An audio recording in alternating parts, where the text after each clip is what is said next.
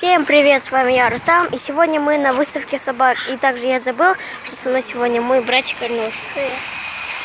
Так, сегодня мы на выставке собак. Мы сейчас будем смотреть разные виды собак, собачек. И первая собака, которая все сможет сделать, получит корм. Мы видели там какие-то золотые медали там. А сейчас мы будем снимать разные виды собак. Вот это первый вид, они очень пушистые. Вот. Их расчесывают, они хотят победить. Желаем им удачи. Там очень много собак.